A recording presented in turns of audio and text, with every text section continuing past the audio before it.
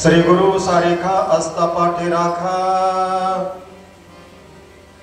श्री गुरु सारेखा अस्ता पाठी राखा, इतरांचा लेखा कोण करी, राजयाची कांता काय भीक मागे, मनाची याजोगे सिद्धी पावे, कल्पतरू तलवटे जो कोणी बैसला,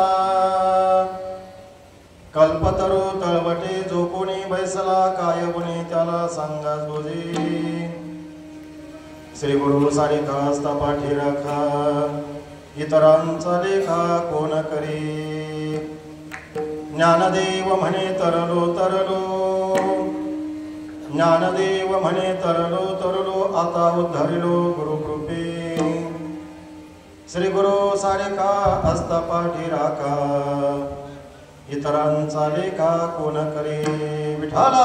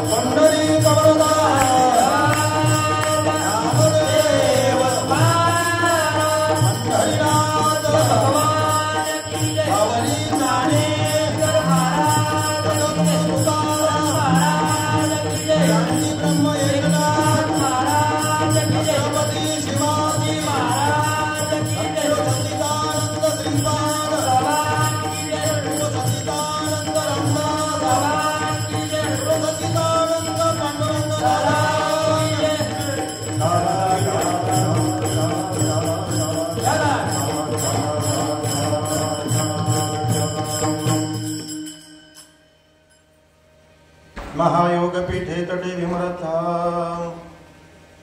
वरम पुंडलीकाय दातुन मुनींद्रे, समागत्य तिष्ठन्तमानन्द कंदम,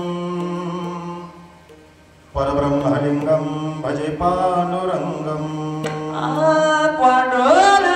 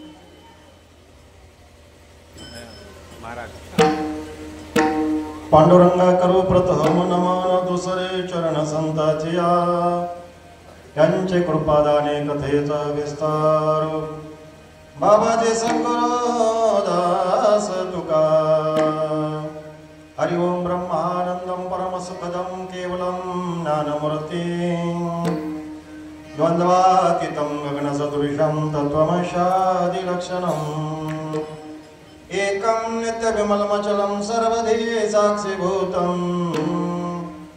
भावातीतं त्रिगुणरहितं सद्गुरु तं नमामि वसुदेवसुतं देवं कंसचाणूरमर्दनं देवकी परमानन्दं कृष्णं वन्दे जगद्गुरुम् अलंकापुरी पुण्यभूमी पवित्र तिथे नांदतो ज्ञानराजा सुपात्र तया ढविता महापुण्यरासे नमस्कार माझा श्री सद्गुरु ज्ञानेश्वरा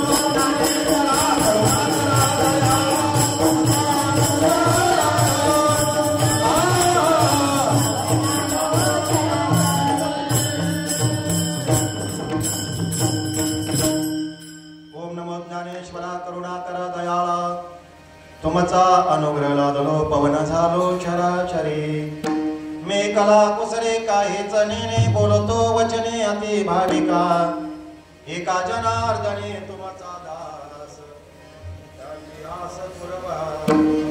वचन ऐका कमलापती माझे रंगाचे विनंती करतो तो कथे काय आपणा सावे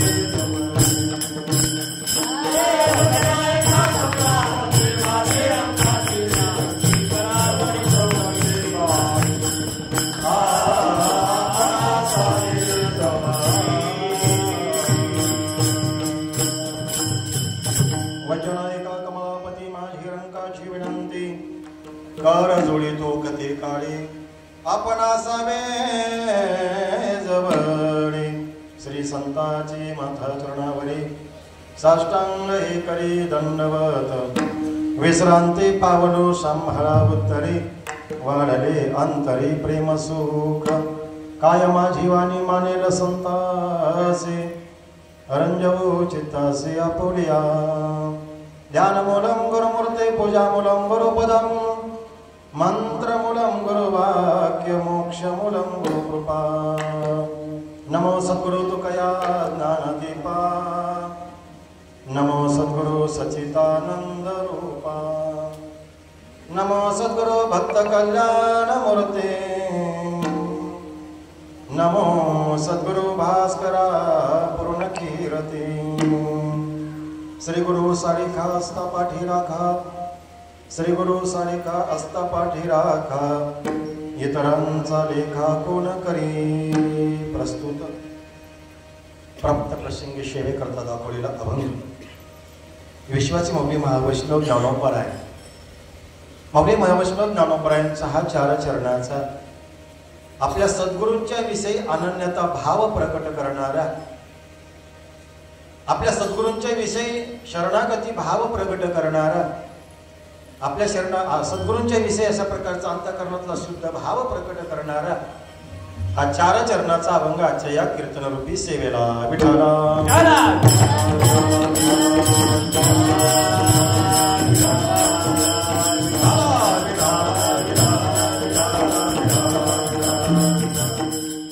अभंगाच्या चिंतनाकडे येण्याच्या अगोदर कसा परिहार तो म्हणजे असा प्रतिवर्षी प्रमाणे याही वर्षी आषाढ पौर्णिमा अर्थात गुरु पौर्णिमा अर्थात व्यास पौर्णिमा आषाढ महिन्यामध्ये येणाऱ्या पौर्णिमेला गुरु पौर्णिमा ही म्हटलं जातं आणि या पौर्णिमेला व्यास पौर्णिमा ही असं म्हटलं जातं प्रतिवर्षीप्रमाणे श्री क्षेत्र पारगाव या परिक्षेत्रामध्ये आपल्या सर्वांचं असणारं श्रद्धास्थान परमपूज्य स्वानंद सुखनिवासी ब्रह्ममूर्ती प्रातस्मरणीय पांडुरंग दादा मडके यांच्या या पवित्र चरणाजवळ आपण या ठिकाणी उपस्थित झालेला असताना सद्गुरु सच्चिदानंद श्रीपाद बाबा रामदास बाबा यांच्या पूर्ण कृपा आशीर्वादाने याही वर्षी आपण या व्यास पौर्णिमेचं औचित्य साधून 1 दिवसीय वारकरी वैष्णव मेळावा या मेळाव्याचं केलं गेलेलं आयोजन आणि या मेळाव्यामधील असणारी शेवटच्या सत्रातील ही सेवा विठाला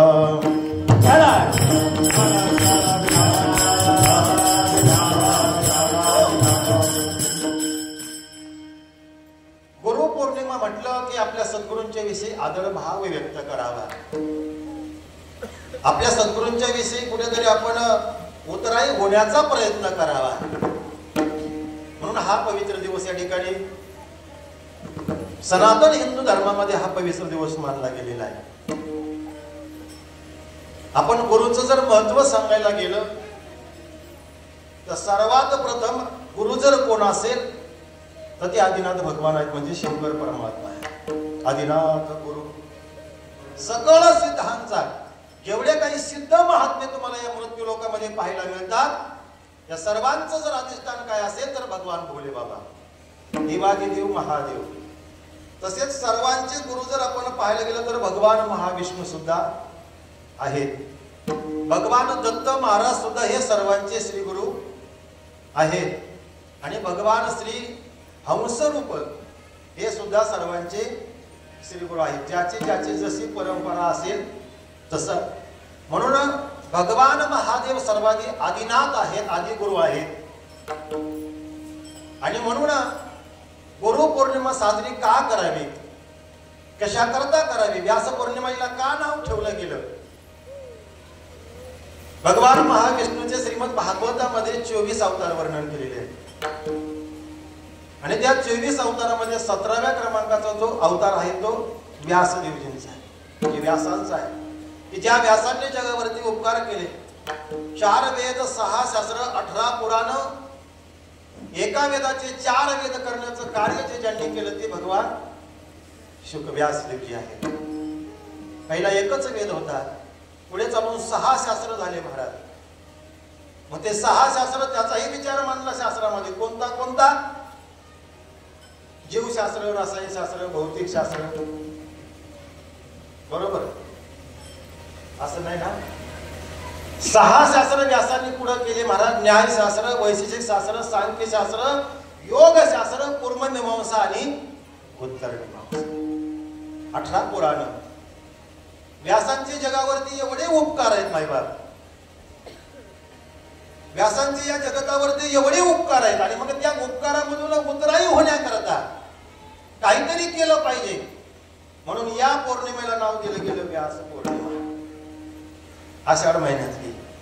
कारण की व्यासांचे तेवढे जगावरती उपकार आहेत. ठीक आहे बनकर महाराज, आता आम्ही कुठं पाहायचं व्यास देवांना त्यांच्या ऋणातून उतराई होण्याकरता? कुठं बघायला जावं व्यास महर्षींना?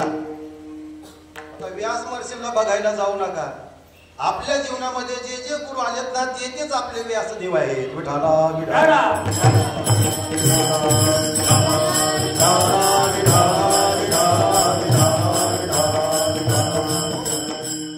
म्हणून व्यासदेवजींचं जर वर्णन केलं तर व्यासांचे अनंत उपकार या जगावरती आहेत. म्हणून व्यास पौर्णिमा नावानं सुद्धा या पौर्णिमेला ओळखलं जातं. गुरु पौर्णिमा नावानं या ओळखलं जातं. आणि ही सनातन धर्मातली असणारी गुरु शिष्य परंपरा अनेक जोडे आपल्याला पाहायला मिळतात. गोरक्षनाथाची आणि मच्छिंद्रनाथांची जोडी पाहायला मिळते नवनाथामध्ये. वारकरी संप्रदायामध्ये आपल्याला ज्ञानोबारायांची आणि निवृत्ती दादांची जोडी पाहायला मिळते. अजून जर आपण बारकाने विचार केला तर जगद्गुरु तुकोबारायांची आणि बाबाजी चैतन्य महाराजांची जोडी आपल्याला पाहायला मिळते.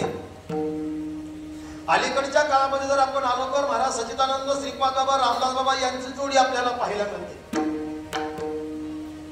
आणि म्हणून गुरु शिष्याची परंपरा आहे. ही सनातन धर्मामध्ये अनादी काळापासून चालत आलेली परंपरा आहे. आणि म्हणून गुरु पौर्णिमेचं महत्व आहे. ही पौर्णिमा दादा असतात तेव्हापासून चालू आहे. त्या ठिकाणी त्या मंदिरात आपल्या घराच्या जवळच कार्यक्रम व्हायचा बघा गुरु पौर्णिमेचा, त्याच्यानंतर कोजागरी पौर्णिमेचा आणि त्याच्यानंतर बाबांच्या पुण्यतिथीचा. बाबांच्या पुण्यतिथीला काही साधक मंडळीला अडचण यायची, गोठीला जावं लागायचं. आणि म्हणून दादा म्हणायचे आपण गोठीहून आल्यानंतर आपण 3 कार्यक्रम या दारामध्ये वर्षातून 3दा व्हायचेच. त्या कार्यक्रमाला मला यावं लागायचं. यायचो आम्ही लहान होतो. दादा असल्यापासून आपण ही परंपरा जपतोय. आजही आपण दादा देहानं नाही परंतु ही परंपरा आजही आपण जपतोय. आणि म्हणून एका शिष्यानं आपल्या सद्गुरूंच्या ऋणातून उतराई होण्याकरता कोणता तरी एखादा महाराज अशा प्रकारचा पर्वकाळ असावा म्हणून हा पर्वकाळ साधला गेला. बरं आता काय देऊ शकतो आपण गुरुला? ठेवे तो हा पाये जीव थोरा, जीव थोरा,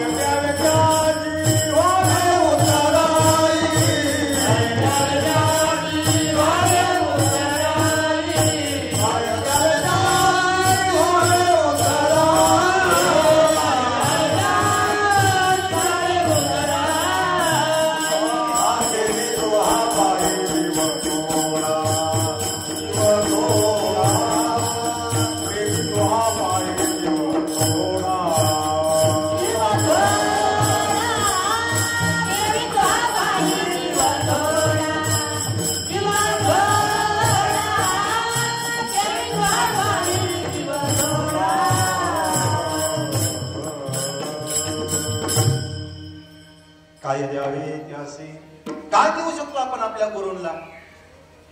आपल्याकडे काय देण्याजोगं महाराज?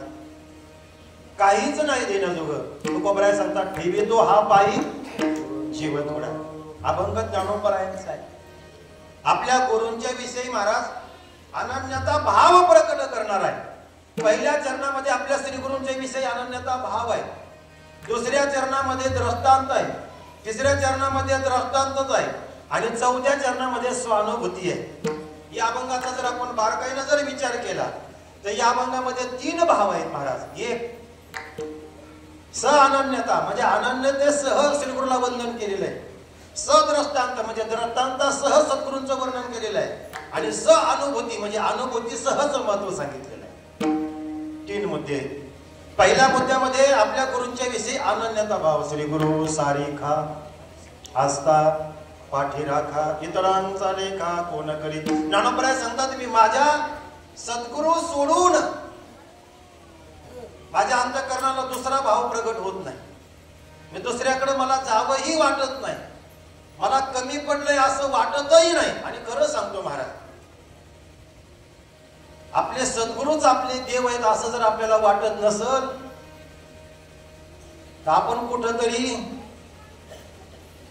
गुरु हा संत कोळीचा राजा, गुरु हा संत कोळीचा राजा, गुरु हा प्राण विसावा माझा, गुरु हा संत कोळीचा राजा. गुरुविन देव तुझा पाहता नाही. ज्या साधकाला आपला श्री गुरु देव वाटत नाही तो साधकाने समजून घ्यावा आपण करंट्या कपाळात येणार. हा पारण्या तालुक्याचं भूषण आहे निळोबाराय महाराज. हा ना थाप मध्ये एकदा असं तुमच्या स्वरावर माझं काम आहे. 3 संत वारकरी संप्रदायामध्ये होऊन गेले प्रामुख्याने ऐका. कोणते?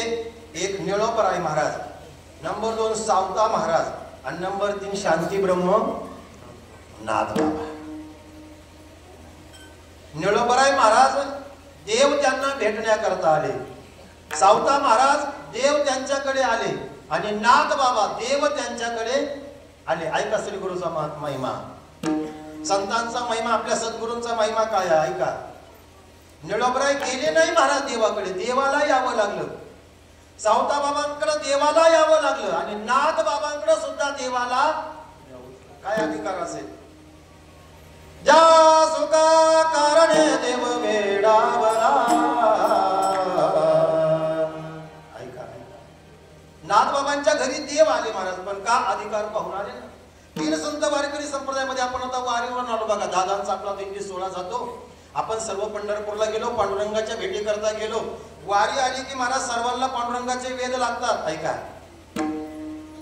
पण आपण सगळे देवाकडे जातो महाराज, पण देव ज्यांच्याकडे येतो ना त्यांना संत म्हणतात. म्हणून आजही आपली पालखी जरी पंढरपूरला जात असले ना तर महाराज आषाढी एकादशीला पंढरपूरची पालखी आरणला येते. का? गुरु हा संत कोळीचा राजा. आपल्याला गुरुच कळाला. आमच्या तालुक्याचं भूषण आहे महाराज. आमच्या का म्हणलो मी त्या तालुक्यात राहतो म्हणून. मग आता काय म्हणू ऐका. निळोबारायांच्या पुढे देव येऊन उभे राहिले महाराज, साक्षात परमात्मा. आणि निळोबारायांनी विचारतो, निळोबाने सांगितलं निळोबा मी आलोय. निळोबारायांची भाषा सगळ्यांना माहित आहे. तुझं लागी येते. तुम्ही कल्पना करा दादा, आपल्या दारात जर एखादा पाहुणा आला आणि तो पाहुणा गाडीतून उतरताना जर तुम्ही त्याला म्हणाले तुझं लागी येते, तो 4 चाकीतून उतरतोच उतरतो ना उतरतो महाराज तोवरच तुम्ही म्हणायचं काय तुझं लागी येते. मला नाही वाटत तो तुमच्या घरी आपण काय. मग साधा गुरुजी दारात आलेला पाहुणा तुझं लागी येते बोलाविले कोणी असं जर म्हटलं तर तुमचं पाणी घेणार नाही, चहाही घेणार नाही, पाठीमागं निघून जाईल. दारात आलेला पाहुणा जर 1 मिनिट थांबत नाही ही भाषा वापरल्या जगाचा बाप निळोबारायांच्या दारात आलाय ते म्हणतात तुझं लागी येते बोलाविले कोणी. काय अधिकार असेल निळोबारायांचा? यावं लागलं की नाही देवाला. सावता महाराजांकडे देवाला यावं लागलं. नाथ बाबांना महाराज नाथ बाबांकडे देवाला यावं लागलं. हा श्री गुरुचा महिमा आहे. पण श्री गुरु विषयी आपण किती अनन्य आहोत महाराज. अनन्यता भाव आहे ना. हे बघा शबरी मातेचा जर रामायणामध्ये जर आपण विचार केला ना तर शबरी मातेनं बाकी काहीच केलं नाही. शबरी मातेनं फक्त सद्गुरूने दिलेल्या वाक्यावर विश्वास ठेवलेला आहे. काय केलाय? बाकी काहीच करायची गरज नाही. पण गुरुने दिलेल्या वाक्यावर विश्वास ठेवला की महाराज ज्ञानी असो नाही तर अज्ञानी असो महाराज उद्धरून जाणार. पण गुरुने दिलेल्या वाक्यावर विश्वास असला पाहिजे. आणि जर विश्वास नसेल, मला सांगा ना ज्ञानोबारायांनी कोणता महाराज प्रवचन केलं होतं बरं? ज्ञानोबरायांनी कीर्तन केले का शास्त्री महाराज? ज्ञानोबरायांनी कीर्तन सांगितलेच नाही बा लोकांना.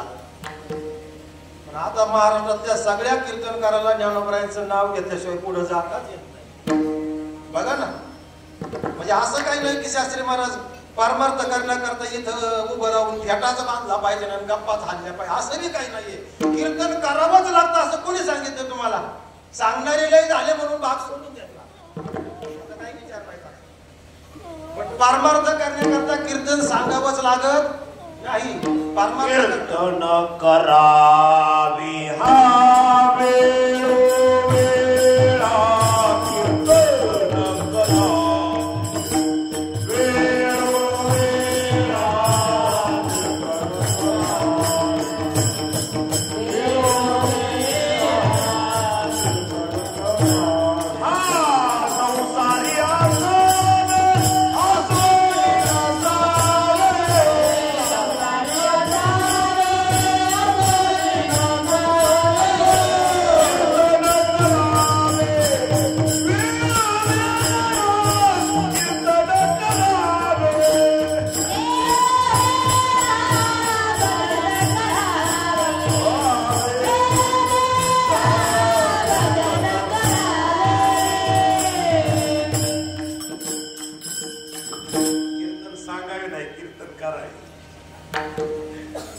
परमार्थामध्ये कीर्तन सांगितलंच पाहिजे असं नाही. अजून सांगू का? कीर्तन ऐकलंच पाहिजे असं.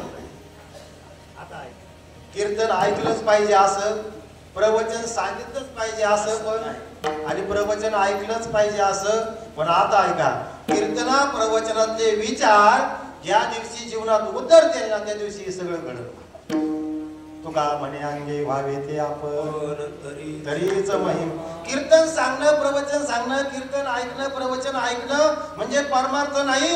कीर्तनातले विचार आमच्या जीवनामध्ये उतरले, सद्गुरूने दिलेलं वचन आमच्या जीवनामध्ये उतरलं, आम्ही त्या योग्यतेचे झालो. बरं का? ऐका ना, ज्ञानोबरांनी कोणतंच कीर्तन केलेलं नाही, कोणतंच प्रवचन केलं नाही. आपल्या श्रीगोंदा तालुक्यामध्ये जवळ आदिस्थान आहे आनंद आश्रम स्वामी महाराज सोनेगावला, कधीच कीर्तन केलं नाही महाराज. पण अधिकार काय आहे बरं सांगा? आपल्या पांडुरंग दादाने तरी कीर्तन केलं का? लहानपणापासून त्यांना पाहिजे. त्यांना जर ते माझ्या आपल्याला नको, ते स्वयंपाक आपल्याला करताच येत नाही म्हणजे. स्वयंपाक करता येत असला तरच स्वयंपाक घ्यावा, नाही तर करावाच नाही. स्वयंपाक केला चव्हाण साहेब गुलाबजामुनचा, त्याला चाचणीच करायला नाही शास्त्री महाराज. आता जामुनची जर चाचणी नाही कळली तर जामुन बांधला का पसरून. जामुनची चाचणी जामुन करायची आचार्याला माहिती आपल्याला. ऐका, आणि जर नाही चाचणी जमली तर तो असा फेकून जरी आला तरी फुटत नाही. तुला म्हणे मज कळले चाचणी. कीर्तन करावं लागतं, प्रवचन करावं लागतं असं नाही, काहीच करावं लागत नाही. ज्ञानोबरांनी एकही कीर्तन जीवनामध्ये केलं नाही, एकही प्रवचन जीवनामध्ये केलं नाही. पण आजच्या सर्व कीर्तनकारांना ज्ञानोबरांचं नाम घेतल्याशिवाय पुढे जाता येत नाही. शबरी मातेने काय केलं जीवनामध्ये? काय केलं? शबरी मातेनं काहीच केलं नाही. आपले असणारे जे गुरु महाराज मातंग ऋषी त्यांच्या चरणावरती, त्यांच्या शब्दावरती विश्वास ठेवला. संताची ये पायी, संताची ये पायी हा माझा विश्वास, संताची ये पायी, संताची ये पायी हा माझा विश्वास, संताची ये पायी, संताची ये पायी हा माझा विश्वास, संताची ये पायी, संताची ये पायी हा माझा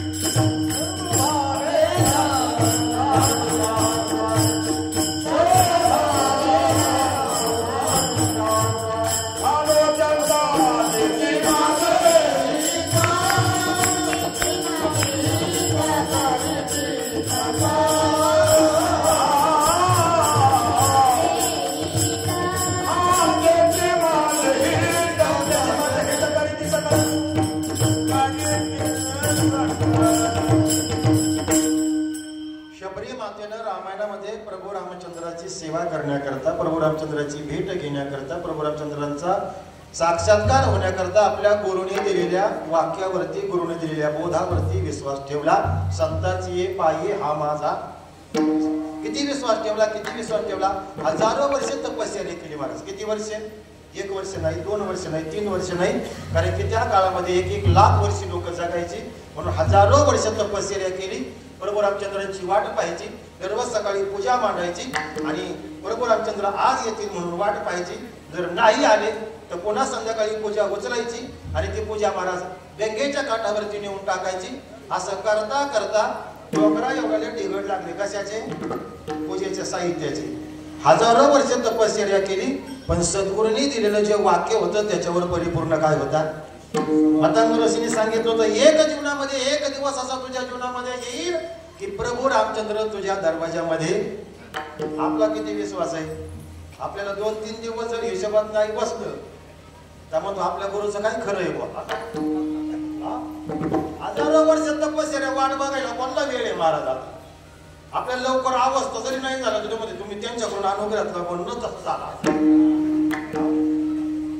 म्हणजे अवस्था कोणाकडून घेतली त्याच्यावर हा महाराज अनुग्रह कोणाकडून घेतला त्याच्यावर अवस्था अवलंबून आहे. सचिन गुलाब बाबा जाधव सांगायचे, पाण्याची टाकी एकच आहे बाबा. तो कोणी कुठूनही जरी पाणी भरलं तरी टाकी एक आहे. पाणी आता तो कोणत्या नळाला भरलं म्हणून काय झालं बाबा? पाणी तर एक आहे ना. म्हणजे काय म्हणतात माझ त्याच्याकडूनच अनुग्रह घेतला म्हणून अवस्था तुला होत नसेल. आता अरे काड्याची पेटी येड्या माणसाकडे दिली तरी गज पेटणार आहे आणि काड्याची पेटी महाराज लोकांकडे दिली तरी गज. समजा जगतापूरची समजा महाराज लोकांनी काडी लावली बघा गजला की नाही लावायची, पेटन का नाही? आणि एखाद्या येड्या अज्ञान पोराच्या हातात दिली त्यांनी काडी लावली, भेटणार का नाही? मग ही पेटणं जो धर्म आहे महाराज तो काडीचा गुणधर्म आहे. जसं अवस्था होणं न होणं तो त्या. बरं ठीक आहे आता कोणाकडून काय घ्यायला, पण तुम्ही जर काडी उगाळलीच नाही तर काय महाराज तरी काय, तुमचा गुरु तरी काय बोलतो उगाळलीच नाही महाराज. ते डॉक्टरकडे गेला आणि गोळ्या घेऊन आलं म्हणले झालं का आजार बरा? म्हणले 4 दिवस झाले डॉक्टरचा फरकच पडायला तयार नाही. म्हणले गोळ्या औषध म्हणले तसेच आणले तसे ठेवले. आता का गोळ्या औषधाने फरक पडतो का डॉक्टरकडे गेल्यावर फरक पडतो? की रे भाऊ गोळ्या औषध कोणी खायचे? डॉक्टरच परत. गोळ्या औषध कोणी खायचे? की रे भाऊ असं खेळीमेळी प्रवचन केलं असं वाटतं त्यांचंच ऐकावं. आता हे जुने मंडळी आहो. की रे भाऊ आमच्या ज्ञानाचा त्या चंद्रकांत महाराज कुठे खेतमाळीस ती सगळी मंडळी रांजणगावला यायची. पावसात कीर्तन असायचं, कागद बांधायचं वर असं भाऊ, तिकडून लाईट आणायचे, सगळे मुंगळे निघायचे, ते पाकडाचे मुंगळे, श्रीपाद बाबा यायचे, घरमनात बेजेला कीर्तन व्हायचं. पण मजा होती महाराज, आनंद होता महाराज. का? ऐका, फरक हा नामानं होत असतो, फरक हा तत्वमसी महावाक्यानं होत असतो, बोधानं महाराज परिणाम होत असतो. आणि म्हणून ऐका चिंतनानं परिणाम होतो. शबरी मातेनं मागचा पुढचा काहीच विचार केला नाही. माझ्या सद्गुरूनं माझ्या जीवनामध्ये जो बोध दिलाय त्याच्यावरती विश्वास ठेवला. चिंतन करत राहिले, हजारो वर्षे गेले, पण भगवान प्रभू रामचंद्रांची भेट झाली. कशामुळे झाली? तर गुरुचरणावर विश्वास होता. गुरुचरणी ठेवित भाव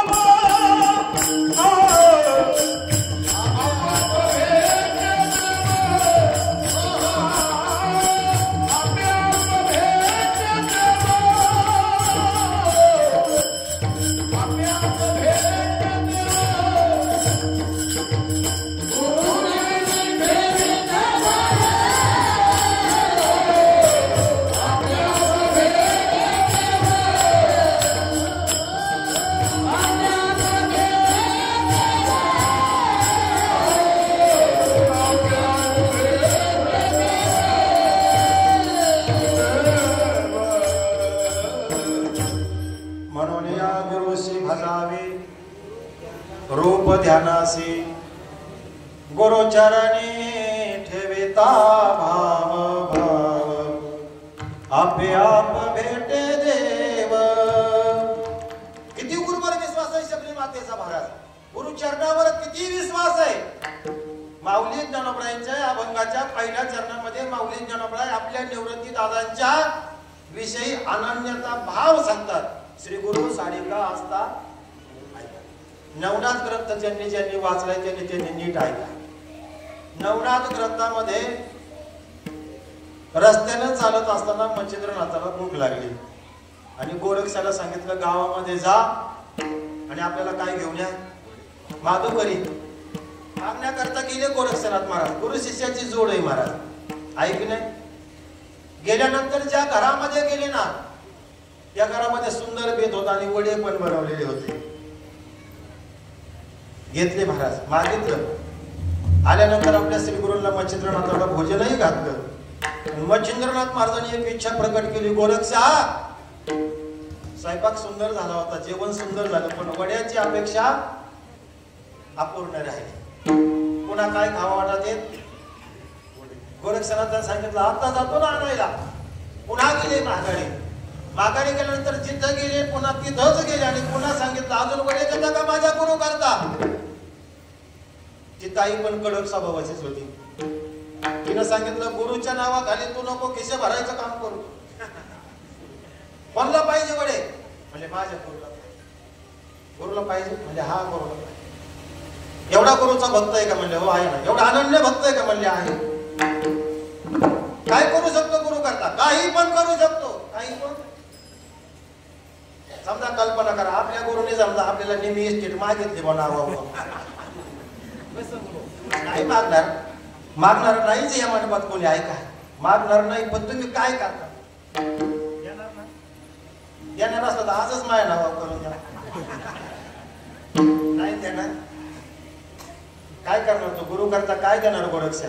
तुम्ही मागात आहे काय मागायचं ती द्यायला देणार का डोळा काढून देणार. गोरक्षनाथांनी विचार केला डोळा काढू पण पुढं काय पुढं काय पुढं काय पुढं काय ज्ञानोबा सांगतात पहिल्याच्या श्री गुरु सारा अस्तपाती राखा. श्री गुरु सारा अस्तपाती राखा. श्री गुरु सारा अस्तपाती राखा. श्री गुरु सारा अस्तपाती राखा.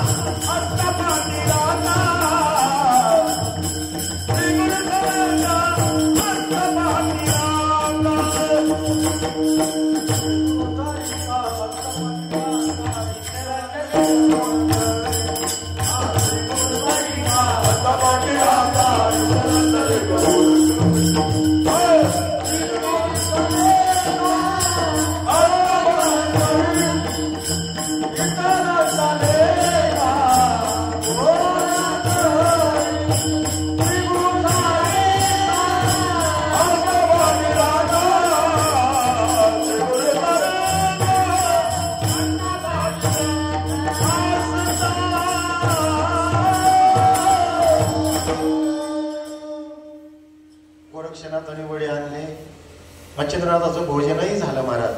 पण ज्यावेळेस हातामध्ये डोळा घेऊन आले ना तेच गोरक्षा काय हातामध्ये म्हणजे काय नाही गुरुजी तुम्ही भोजन करून घ्या. आता मग चिरणाताने सांगितलं तुझं दुःख तू मला सांगितल्याशिवाय मी भोजन करणार नाही. आता मला एक प्रश्न आहे बरं का गुरुजी इथं. मग आता मग चंद्रनाथ महाराज जेवण करत वडे खात मग पहिल्यांदा गोरक्षनाथाचा विचार का केला नाही? पहिल्यांदा जेवण आणलं होतं त्या टायमाला विश्वास परीक्षा पाहिली ना आपल्या महाराज शिष्याची पहिल्यांदा पाहायला पाहिजे. पहिल्यांदा तिथं एकट्याच गुरुने हाणलं महाराज सगळं. आता गोरक्षनाथाला सांगितलं आता तू माझ्या बरोबर भोजन करावं लागेल. आणि डोळा हातामध्ये धरलेला होता एक लागलं. मग आता गुरुने विचारलं गोरक्षा घेतला तो डोळा संजीवन मंत्रानं जसाचे तसा केला आणि मग गुरु शिष्यानं एकत्रित भोजन केलं. पहिल्या जेवणाला तुमची परीक्षा पाहिली आणि दुसऱ्या जेवणाला तुम्हाला ताटात घेऊन जेव केलंय. समजून घ्या अनुग्रह आणि प्रबोध काय असते महाराज. ऐका पहिला आपल्या गुरुने घेतलं भोजन करून महाराज पण परीक्षेला गोरक्षनाथ खरा उतरला. गोरक्षनाथालाही माहित होतं माझे सद्गुरु तेवढे समर्थ आहेत मला भीक पसरायचं हात पसरायची कुठं कुठं गरज नाही. श्री गुरु सारिखा हस्ता पाठी राखा इतरांचा लेखा कोण करी. म्हणून जीवनामध्ये गुरुची नितांत गरज आहे. जीवनामध्ये सद्गुरूंची नितांत गरज आहे. काय करतात श्री गुरु महाराज आपण सारिखे करीती तात्काळ नाही काळ वेळ तया लागे. सद्गुरु जीवनामध्ये आले की साधकाला शिष्याला त्या भक्ताला आपल्यासारखं करतात. सद्गुरूची कृपा 3 प्रकार होते. एक शब्द कृपा एक स्पर्श कृपा आणि एक दृष्टी कृपा. दृष्टी कृपा म्हणजे सद्गुरूने आपल्याकडे पाहिलं तरी कृपा होते. स्पर्श कृपा म्हणजे आपल्याला साधूची महाराज स्पर्श जरी झालं तरी कृपा होते. आणि ऐका शब्द कृपा साधू आपल्या संग बोलले तरी सहज बोलणे हाची उपदेश ही शब्द कृपा आहे. आलिंगन घडे मोक्ष सायोजता जोडे ही स्पर्श कृपा आहे. आणि महाराज कृपा कटाक्षाने आलेले आपल्या पदी दृष्टी कृपा आहे. दृष्टी कृपा झाली वाल्या कोळ्यावर. वाल्या कोळ्याने किती रांजण भरवले? 7 रांजण भरवले. मग वाल्या कोळ्याने एवढे माणूस तो या खाना तरी सद्गुरू भेटायला पाहिजे होता ना. पण भेटला ज्या वेळेस नारद महर्षींची स्वारी आली. नारायण नारायण आणि वाल्या कोळ्याने नारद महर्षींकडे पाहिलं आणि नारद महर्षींकडे महाराज नारद महर्षींनी वाल्या कोळ्याकडे पाहिलं. द्रष्टाद्रष्ट झाले महाराज. वाल्या कोळ्याच्या अंतःकरण तिथंच बदल झाला. कशाने? आता सद्गुरूंनी नुसतं पाहिलं शिष्याकडं तरी त्याच्या अंतःकरणात वृत्तीत बदल झाला. आणि त्याला दररोज जाऊन कीर्तन सांगतोय तरी त्याच्यात बदल व्हायला. म्हणजे आता हे सांगण्यात पावर आहे का दृष्टीत पावर आहे बघा महाराज. आपण नारद महर्षीनं पाहिलं वाल्या मग 7 रांजण भरवलं तर एकही पठ्य मिळालं नाही की वाल्या कोळ्याच्या अंतःकरण वृत्तीमध्ये बदल करीन असा. गुरु काही महाराज बाजारात मिळत नाही. गुरु बाजारात मिळत नाही महाराज. का? 7 रांजण भरेपर्यंत बरेच पट्टे मिळाले होते पण वाल्या कोळ्याच्या अंतःकरण वृत्तीत बदल करून असाच एखादी जाईल त्याला मिळाला. आपण भाग्याचे आपल्याला मिळाला का नाही? आम्ही दैवाचे दैवा. वाल्या कोळ्याकडे पाहिल्याबरोबर अंतःकरण वृत्तीमध्ये बदल करून टाकला. अंतःकरण वृत्तीच बदलली. वाल्या कोळ्याला उपदेश केला महाराज. पुढे जाऊन वाल्याचा वाल्मिक महर्षी झाला आणि रामायण लिहिलं. रामायण पण असं लिहिलं महाराज प्रभू रामचंद्र जन्म देण्याच्या अगोदर 10,000 वर्ष रामायण तयार झालं. वाल्मिकी रामायण एवढा अधिकार झाला. हे दृष्टीमध्ये पावर आहे सद्गुरूंच्या महाराज. साधूची दृष्टी जरी आपल्यावर पडली ना तरी आपला उद्धार होणार. साधूचा स्पर्श जरी आपल्याला सद्गुरूंचा झाला तरी आपला उद्धार होणार. आणि सद्गुरू आपल्याला बोलले ना महाराज सहज बोलणे हाची उपदेश तरी आपला उद्धार. चांगलं बोललं तरी आपला उद्धार होणार सद्गुरू. आणि वाईट बोललं तरी कारण की महाराज त्यांच्या बोलण्यामध्ये तेवढं प्रेम आहे. कुंभार मडकं घडवतो बघा. मडकं घडवत असताना कुंभार आतल्या हातानं मडकं धरत असतो. वरून काय करत असतो? थापाटणं. एक प्रेमाचा हात आहे आणि वरचा दोन्ही पण सांगावं लागतं ना महाराज. प्रेमाने पण सांगावं लागतं आणि नाही ऐकलं तर मग किती सांगू तरी नाही कधी तुम्ही म्हणा आता नाही. पुढं सिंदळीचे म्हणून गुरुची गरज आहे. गुरु बिना कौन बाता रे गुरु बिना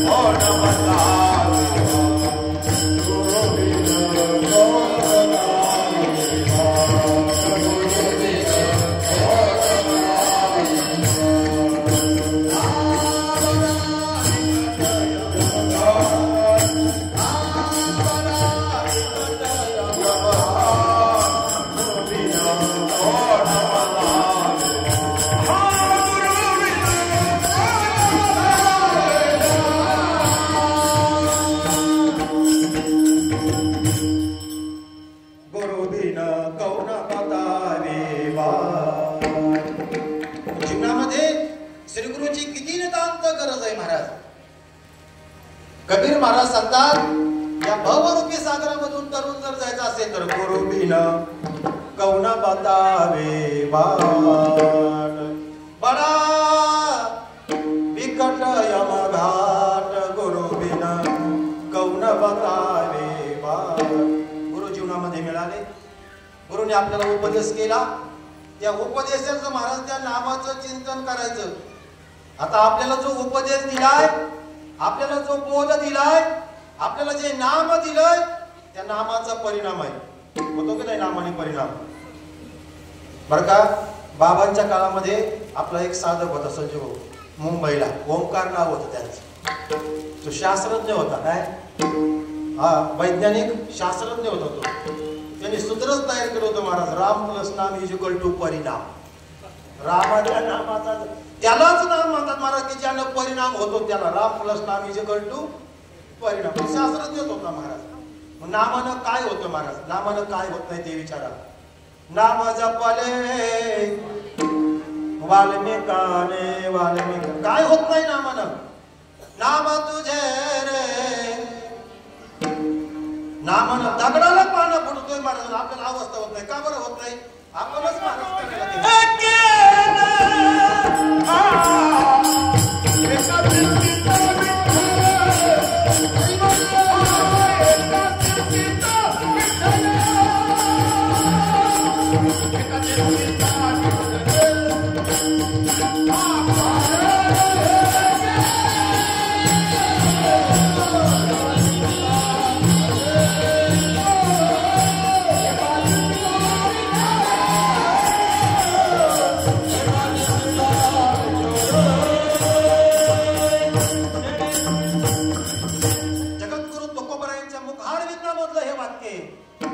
सर्व साधनाचे भव सिंधू उत्तरी. नामाचा परिणाम आहे. वाढलेल्या लाकडाला जर पानं फुटात येत महाराज, दगड तरून जातेत महाराज, वानराचा उद्धार होतोय महाराज. आता याच्यापैकी आपण कोण आहे? होणार का नाही? पण आपल्याकडे अनन्यता भाव आहे का? हा महत्वाचा. गुरुने गुरूंचं काम केलं महाराज, सद्गुरूने सद्गुरूंचं काम केलं, उपदेश दिला, नाम दिलं, ते नाम घेतलं. आता महाराज कसं आता ऐका, बऱ्याच जणांचं चव्हाण साहेब असं म्हणलंय, आपल्याला जो जो बोध दिलाय हा बोध मनाने चिंतन करायला पाहिजे का? कधी आली एक प्रमाण आहे बघा. जणी दृष्टी लागो तुझ्या सगुणपणा, तिने माझ्या बोध कोणाला? बोध कोणाला? बोध कोणाला? बोध दादा देहाला नाही आणि बोध आत्म्याला नाही. आत्म्याला काय बोध करायचा आहे आणि देहाला काय बोध करता? देह जड आहे, देहाला बोध करताच येत नाही. आत्म्याला काय बोध करता? तो चेतन आहे. मग बोध कोणाला करायचा आहे? मनाला. आणि ते तर दिसतच नाही. दिसत आहे का मन? पण बोध कोणाला आहे? तेने माझ्या मना बोध दिला. आता त्या बोधाचं चिंतन करतो का आपण महाराज? किती करतो? करत असं तर त्याचा भाव दिसतो महाराज. तुम्हाला सांगू का, आंबा पिकायला लागला ना त्याच्यात परिवर्तन होतं का नाही? तसं साधकाचं नामचिंतन महाराज त्याच्याकडे पहिली अनन्यता येते, म्हणजे शरणागती, अनन्य भाव निर्माण होतो. नामचिंतनाचा परिणाम बाहेर दिसू लागतो. जसं महाराज खारीक खोबरं खाल्यानंतर काही दिवसानं महाराज त्याचा शरीरावर परिणाम दिसतो नाही. पहिला लोक चांगला आहार जर घेतला तर त्याचा परिणाम काही दिवसात, तसं नाम जर घेत असलं तर त्याचा. पण आता पुढ्याचं बांधून ठेवल्या असल्यावर काय करावा? पुढ्या बांधून ठेवण्याकरता दिलेलं काही विनियोग करण्याकरता दिलं तर दिलं. आपण मोठ्याची लेकर आहोत, ऐका. एक रस्त्याच्या कडेनं जगतापपूरची मुलगी चालली होती आणि त्या मुलीचं काम होतं प्लॅस्टिकच्या पिशव्या गोळा करायचं. काय कॅरी बॅग, प्लॅस्टिकच्या पिशव्या, बाटल्या गोळा करायची. एका नगरीमधून जात असताना एका राजकुमाराची नजर त्याच्यावर पडली, त्या मुलीवर. आणि त्या राजकुमाराच्या मनामध्ये आलं की आपल्याला या मुलीबरोबर काय करायचा, विवाह करायचा, लग्न करायचं. आता राजा बोले आणि त्यांनी वडिलांना सांगितलं, मुलांनी सांगितलं की तरी बरं आहे, आताचे पोरं सांगतही नाही, सांगत जा, ऐका जाऊ तिकडे नाही जायचं. आणि बापाला सांगितलं मला या मुलीबरोबर विवाह करायचा आहे. राजाने पण महाराज बातमी दिली, प्रधानमंत्री बोलवले, सगळ्यांना सांगितलं मुलीचे आई वडील कुठं राहतात बघा, ते तिकडे कुठंतरी राहत होते महाराज, झोपडपट्टीमध्ये. तिकडे गेली, बातमी गेली, म्हणले तुमच्या मुलीबरोबर आमच्या राजकुमाराला विवाह करायचा आहे. मला बोलवलंय वाड्यामध्ये, राजवाड्यामध्ये. आल्यानंतर मुलाच्या वडिलांना पण सांगितलं, विषय मांडला. मुलीच्या वडिलांना सांगितलं आम्ही गरीब घराण्यातले, आपला विवाह होणार, आपले संबंध जुळणार नाही, आमची सोयरीक आपली होणार नाही, आम्ही गरीब आहात, तुम्ही राजा आहात. नाही म्हणले आमच्या मुलाच्या मनामध्ये आलंय, तुम्ही मुलगी देऊन टाका. काय वय करता करता मुलगी देऊन टाकली. लग्न झालं. लग्न झाल्यानंतर 8-10 दिवस गेले. आता बंगल्याच्या बाहेर निघायचं काम. एकदा मुलगी बाहेर निघाली 15-20 दिवसांनी. तिने कॅरी बॅग घरातूनच आणली होती. आणि पुन्हा जो रस्ता धरला, पुन्हा बाटल्या गोळा करायला लागली, पिशव्या गोळा करायला लागली. आता काय करायचं, आता काय करायचं. आधी होती दासी पट्टराने केले तिसी आणि तिचं हिंडणं राहिना मुलाचं भाव राहिना, तिचं हिंडणं राहिना मुलाचं भाव राहिना, तिचं हिंडणं राहिना मुलाचं भाव राहिना, तिचं हिंडणं राहिना मुलाचं भाव राहिना, तिचं हिंडणं राहिना, तिचं हिंडणं राहिना मुलाचं भाव राहिना, तिचं हिंडणं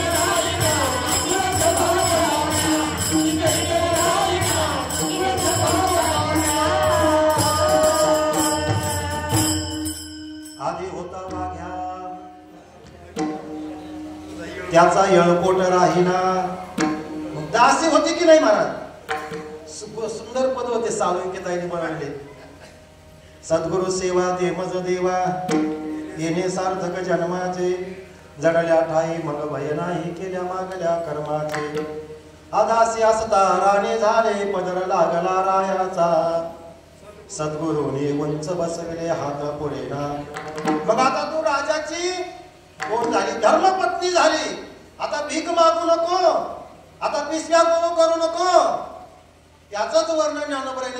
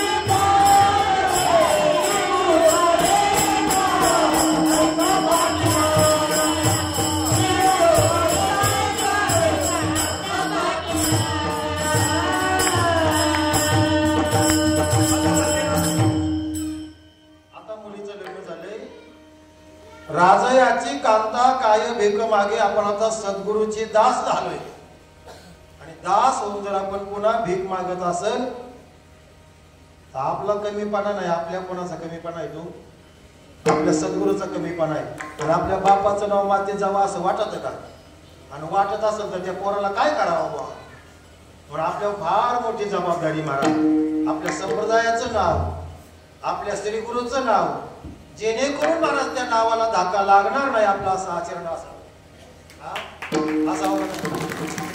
अहो 95% मार्क पडल्यावर लोक कोणाचं नाव घेतात मला सांगा चव्हाण साहेब? कोणाचं नाव घाल? गुरुजी. अमुक अमुक महाराज त्यांचा मुलगा 95%, 98%, 99%. तुम्हाला माहिती आहे का?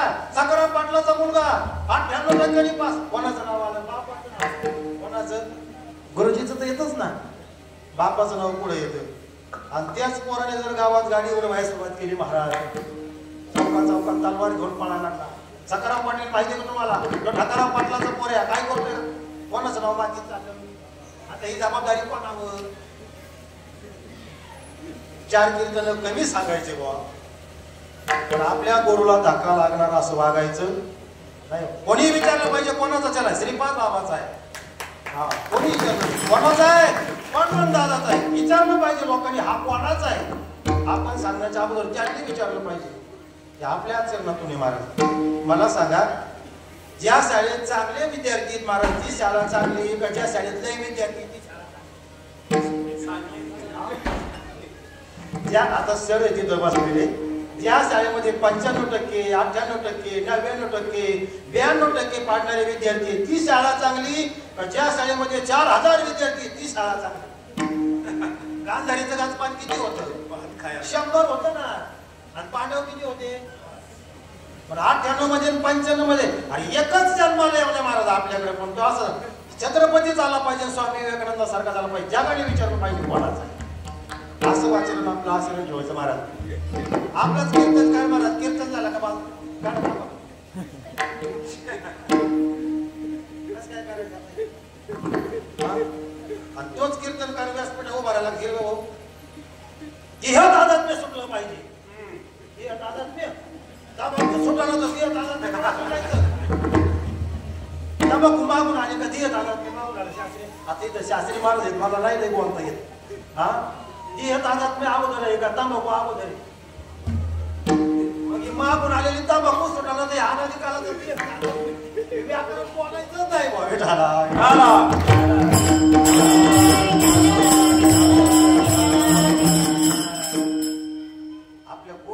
माती जाईल असं कधीच आपल्याकडून महाराज चुकूनही घडू द्यायचं नाही. आपोआप सगळं होते. आपल्याला विचार पाहिजे तुम्ही कोणत्या संप्रदायाचे, कोणाचा अनुग्रह आहे तुम्हाला? जगाने विचारलं पाहिजे. राजयाची कांता काय भीक मागावं लागत नाही मागत. काय भीक मागे मनाची आजोगे सिद्धी पावे. आता आपण राजाची पत्नी झालो म्हणजे आपण सद्गुरूंचे दास झालो. आता आपल्याला उंच ठिकाणी त्यांनी बसवलेलं आहे महाराज. त्या सद्गुरूने आपल्याला बोध दिलेला आहे, त्याचा आपण सांभाळ केला पाहिजे, त्याचं आपण चिंतन केलं पाहिजे. बाबा सांगायचे, एका गावामध्ये एक सद्गुरू आले आणि त्या गावामध्ये 3 शिष्य भेटले त्यांना. किती? 3च भेटले. 3 जण म्हणले आम्हाला अनुग्रह घ्यायचा रायकर बाबा. काय घ्यायचा? ते म्हणले बसा. मग 3 अनुग्रह दिला. जाता जाता प्रसाद म्हणून एक हरभऱ्याचं बीज दिलं. काय दिलं? हरभऱ्याचं आठवण म्हणून, प्रसाद म्हणून. म्हणजे मी 12 वर्षांनी पुन्हा येईल तुमच्या तिघांची गाडी भेट घ्यायला.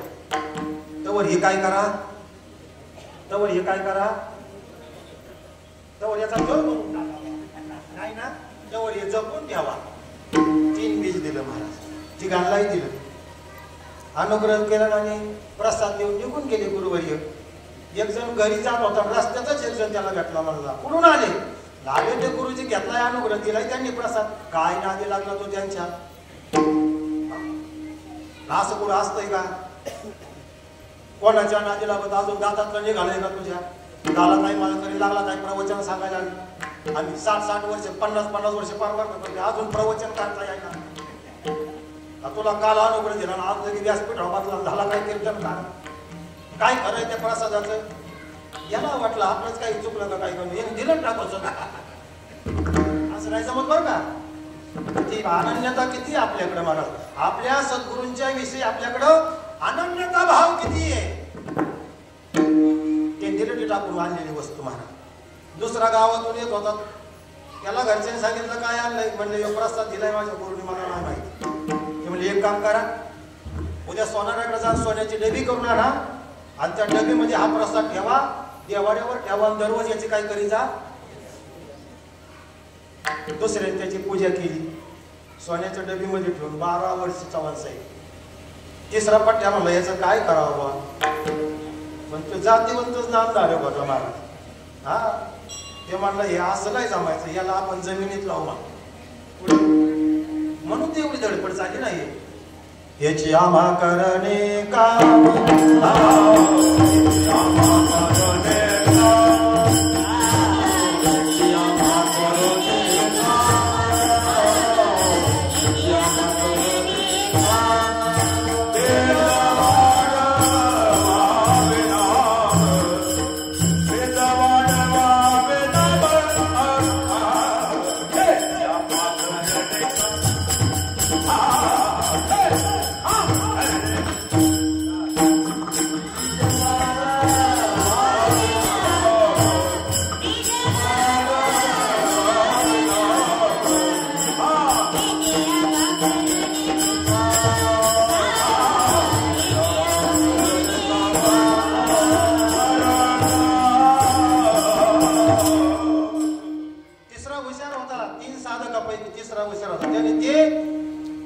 हरभऱ्याचं बीज जमिनीमध्ये लावलं त्याचं झाड निर्माण झालं त्याला 20-25 गाठे आले त्याच्यामध्ये 5-50 हरभऱ्याचे दाणे निघाले आणि पुढल्या वर्षी सीजन आल्यावर तेवढे पुन्हा 50 झाडं झाले सर 50 झाडाला पुन्हा 8 पुन्हा त्याचं जतन केलं पुढल्या वर्षी तेवढं पेरलं 10-5 पायऱ्या झाल्या असेल का नाही राहुल बाबा 10-5 पायऱ्या झाल्या पुढच्या वर्षी सगळ्याच पेरून दिल्या राय सायकर बाबा थकवीच लागली घरात 12 वर्षांनी गुरुजी बरोबर त्या गावात आले ज्यांनी फेकून दिलं होतं तो पहिला भेटला ते म्हणलं आपले गुरु 30,000 बरं का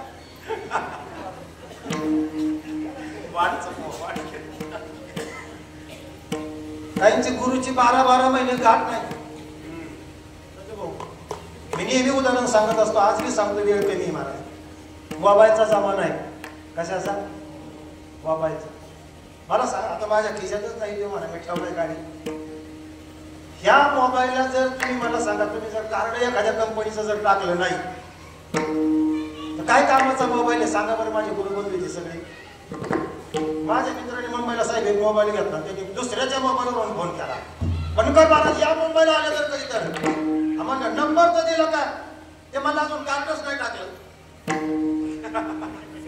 कार्ड नाही टाकलं मोबाईल 3 वर्ष झालाय बनकर महाराज घेतला पण कार्ड नाही टाकलं अजून आणि म्हणलं का कार्ड टाकून घ्यावा ना एखाद्या कंपनीचं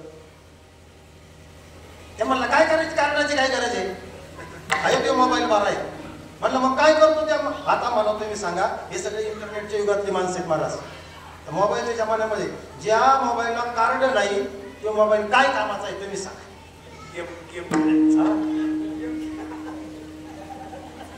प्रवासामध्ये त्याला कळतच नाही पारगाव येऊन गेलं श्रीगोंद्यात कळत त्याला की आपण गेमच्या नादात ते गेम खेळायच्या नादात चैताली ताई पुढे जातोय श्रीगोंद्यात मग कळतं त्याला आपण की इथं आलो पुन्हा माघारी इंदोरीकर म्हणणे मला सांगते ज्या मोबाईलला सिम कार्ड नाही कोणत्याच कंपनीचं तो मोबाईल फक्त गेम खेळण्याच्या लायकीचा गेम खेळता येतो मी म्हणलं दादा एखादा मोबाईल कार्ड टाकून घे एखाद्या मित्राकडून 3 वर्ष झालंय मोबाईल घेतला तो ॲपलचा हे कार्ड ते म्हणलं त्याच विचारत आहे मी कार्ड टाकायचं पण कोणत्या कंपनीचं टाकावं तेच कळा कंपन्या लई झाल्या BSNL झाली जिओ झाली एअरटेल झाली वोडाफोन झाली मी म्हणलं तुझ्या गावात ज्याची रेंज आहे त्याचं टाक इथं तर मंदिरच आहे ना इथं काही रेंजला कमी आहे का पार गावात मग ज्याची रेंज आपल्याकडे असेल ना त्याचं टाकून घ्यायचं प्रत्येक गावात आता साधक आहेतच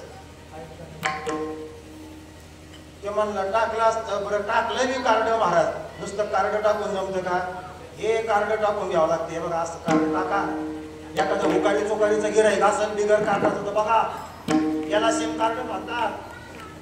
कोणत्या कंपनीचं टाकायचं त्याला काही तरी याचे त्याच्याचं टाका. हे सिम कार्ड आहे आणि हे सिम कार्ड जर गळ्यात नसेल तर हा बी मोबाईल नुसता गेमच खेळण्याचं लायक आहे. तुम्ही प्रपंच सोडून करतायच काय आता? म्हणून कार्ड टाकून घ्यावा.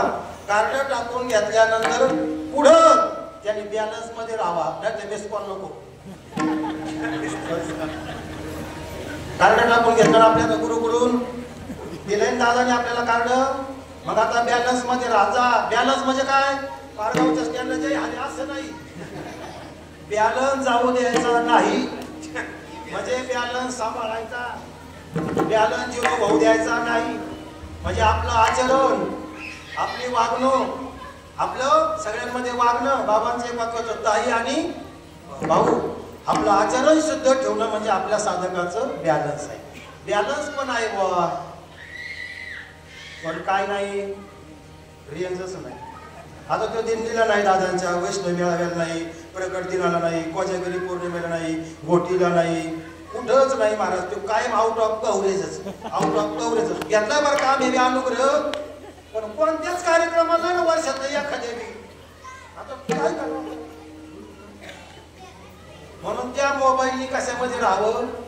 टावरच्या सानिध्यामध्ये. टावरच्या सानिध्यामध्ये राहावं. पण तो टावरच्या काही बंद पडलेला नसावा. त्याच्या टावर खाली तू टावरच बंद पडलेला. अनुग्रह घेतला. अनुग्रह देणाऱ्याने सावधान.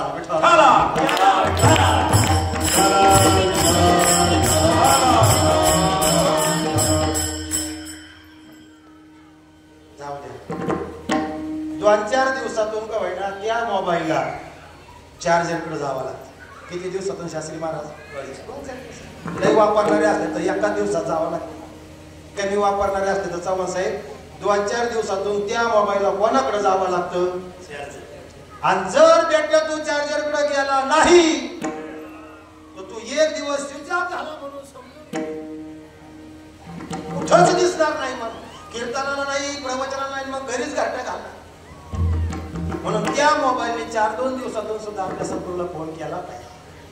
रेंज मध्ये राहिलं पाहिजे, चार्जरकडं गेलं पाहिजे. पण चार्जरही तसा असला पाहिजे ना. तर 2-4 तोंडाचे चार्जर आलेत आता. काही करा पण या आमच्याकडं, खा प्या काही करा, मजा मारा.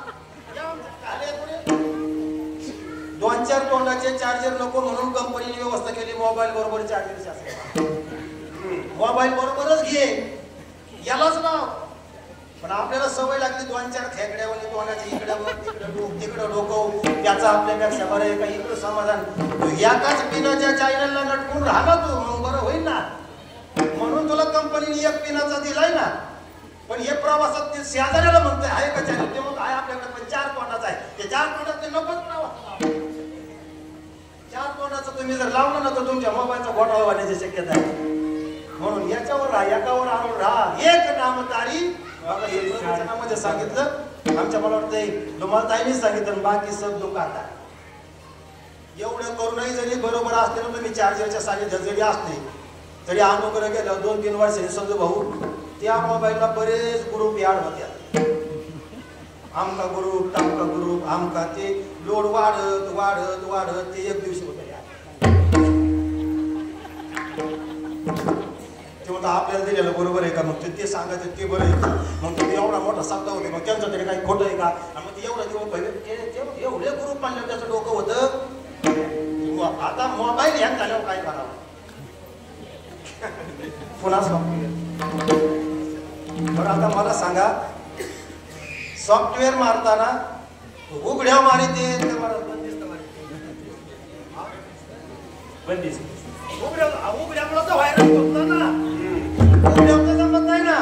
व्हायरस कशामुळे झालं हे सगळं?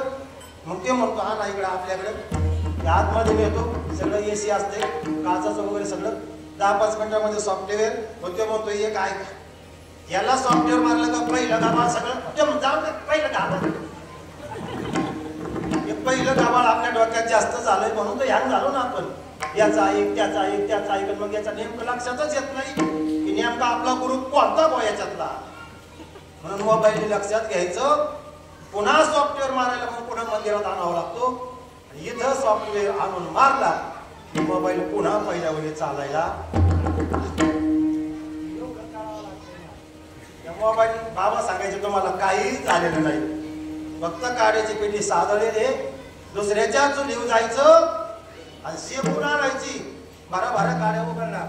हे बाबा त्यावेळेस सांगायचे, पण त्यावेळेस शास्त्री महाराज हे उदाहरण पटायचं. पण आता चुल राहिले नाही, शाकपड राहिले नाही, काड्याची पेटी नाही, म्हणून हे सॉफ्टवेअर सांगावं लागलं.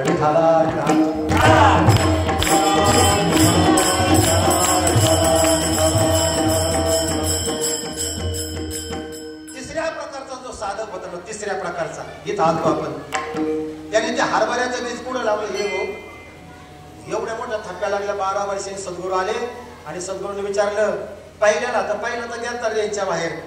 दुसरं म्हणलं, गुरुजी तुम्ही दिलेला प्रसाद जपून ठेवलाय, चला घरी. चहा पाणी झालं, जेवण भोजन याच्याच झालं. गुरुजीने विचारलं, 12 वर्षापूर्वी दिलेला प्रसाद म्हणजे जसाच्या तसाच ठेवलेला आहे डबीमध्ये, आता जसाच्या तसाच ठेवायचा का? आणि त्यांनी जर जसाच्या तसा ठेवला असता तर हे उभं राहिलं असतं का? तसा ठेवायचा नाही, पण त्यांनी तसा डबीमध्ये ठेवला. 12 वर्षानं सोन्याची डबी उचकून पाहिली तर त्या बीजाचं पीठ झालं होतं महाराज. झालंच ना नाश, स्वभावता नाश होणारच होता. तिसऱ्याकडे सद्गुरू गेले आणि त्यांनी सद्गुरूने विचारलं तिसऱ्या साधकाला, तुला पण मी बीज दिलं होतं, काय केलं? त्यांनी सांगितलं, गुरुजी आपल्या घरी चला. घरी नेलं आपल्या सद्गुरूला आणि सांगितलं, सद्गुरूला सांगितलं, गुरुजी घरामध्ये जेवढ्या पोत्याच्या थप्प्या लागल्यात ना, हे तुम्ही दिलेल्या प्रसादाचं फळ आहे. कशाचं? कशाचं फळ आहे? केवळे शिरोपला वेलेद्वारी त्याचा वेलू गेला गगनावरी, हे त्याचंच फळ आहे. मोगरा फुलाला, हे त्याचंच ना फळ महाराज. एवढ्या थप्प्या लागल्या महाराज, कशाचं? पण त्यांनी काय केलं? बीज वाढवावे ना, आपल्याला त्याच्या करता दिलंय. म्हणून ज्याला जसं जमन त्याने तसं करायचं. असं जर आपण अशा पद्धतीनं चिंतन केलं तर कल्पतरू तळवटी झोपुरी वैसला, काय म्हणे त्याला सांगा जो देव ठोपार.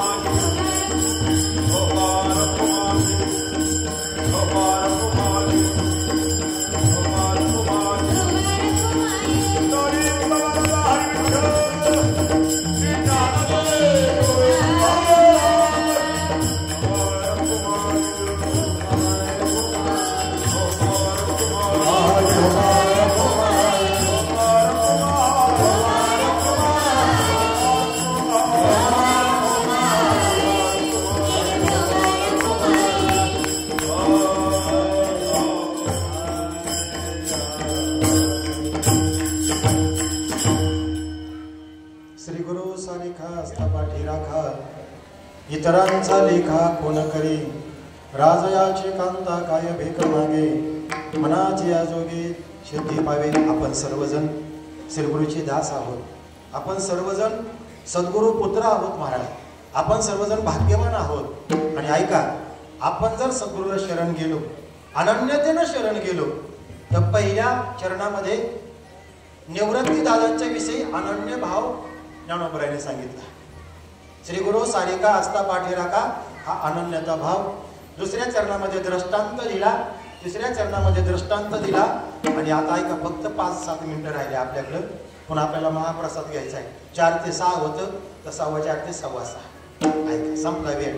शेवटचं चरण असं सांगते महाराज, ज्ञानदेव म्हणे तरलो तरलो. ज्ञानोबराय सांगतात, छाती डोकपणे सांगतात, माझा उद्धार झाला.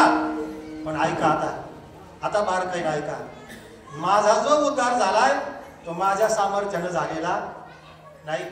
मी जे तरुण गेलोय ना, ते माझ्या सामर्थ्यानं नाही. खरं सांगा, आपण आपल्या सामर्थ्यानं इथपर्यंत आलो का सद्गुरूच्या?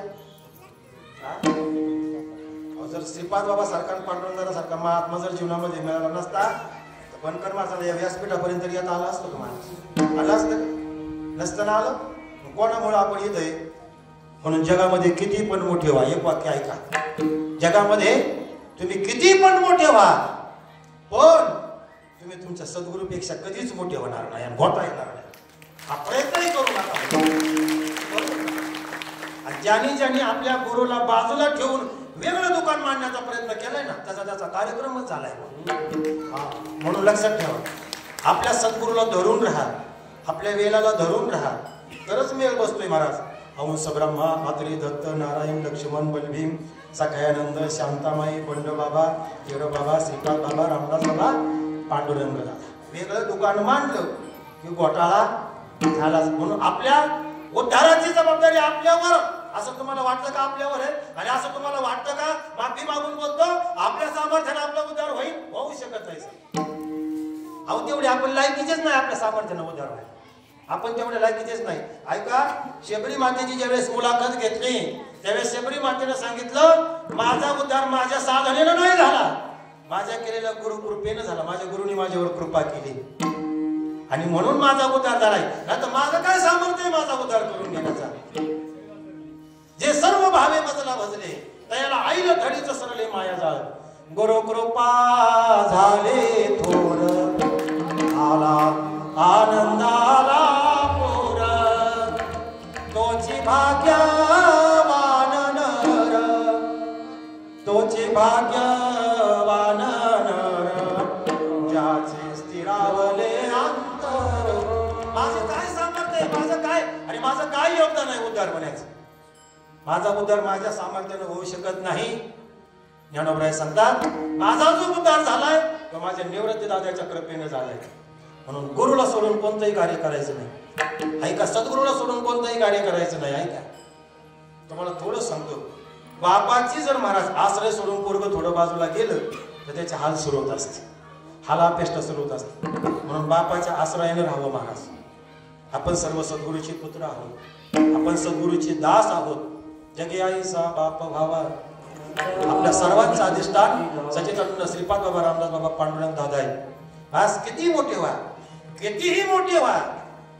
ठीक आहे, कधी कधी विद्यार्थी महाराज शिक्षकापेक्षा मोठा होत असतो. नाही सर, 7वी शिकलेला मास्तर असतो, विद्यार्थी कलेक्टर होतो.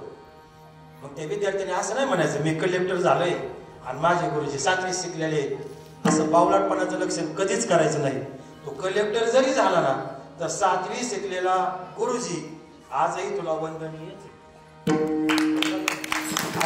असं कधीच सांगायचं नाही. तो कलेक्टर हो, नाही तर अजून PM CM हो, तो गुरुपेक्षा कधीही मोठा होणार नाही. ज्ञानोबरायांची प्रतिज्ञा आहे महाराज. ज्ञानोबराय सांगतात, माझा उद्धार झाला, मी तरुण गेलो, मी तरुण पण माझ्या सामर्थ्यानं नाही. ज्ञानदेव माने तरुण, ज्ञानदेव माने तरुण, ज्ञानदेव माने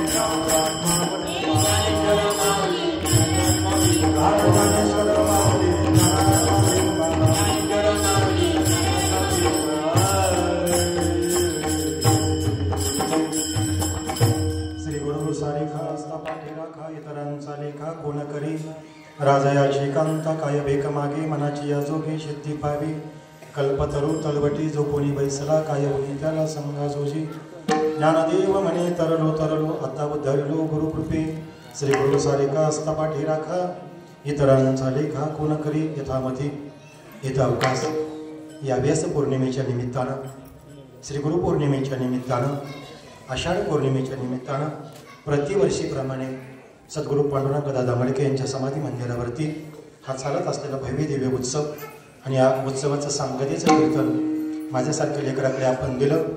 जाता जाता फक्त एक गोष्ट सांगायची, जीवनामध्ये काही नाही करता आलं तर करू नका, पण जे सद्गुरूनं आपल्याला दिले ना त्याचं मात्र अखंड चिंतन करत जा. बाकी जास्त काही करण्याची गरज नाही. सद्गुरू दिलेल्या वचनावर विश्वास ठेवा.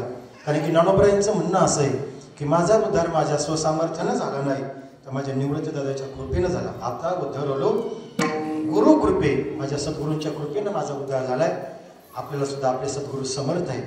सद्गुरू पांडुरंग दादा मडके असतील, सद्गुरू सच्चिदानंद श्रीपाद बाबा रामदास असतील, ज्ञानोबा तुकोबरे असतील, त्यांचा वारसा जपण्याचा प्रयत्न करा. अखंड नामाचं चिंतन करत चला. 8-15 दिवसातून सद्गुरूला फोन करत चला, नामचिंतन करत चला. एवढं जीवनामध्ये करायला सांगितलंय तेवढंच कराय. प्रपंच ज्याच्या त्याच्या कर्मानुसार होणार आहे. पारमार्थ मात्र आपल्याला करावं लागणार आहे. नामचिंतन करावं लागणार आहे आणि ते करताय तुम्ही, करत असाल, करत राहा एवढीच विनंती करतो. बोलता बोलता भावनेच्या भरामध्ये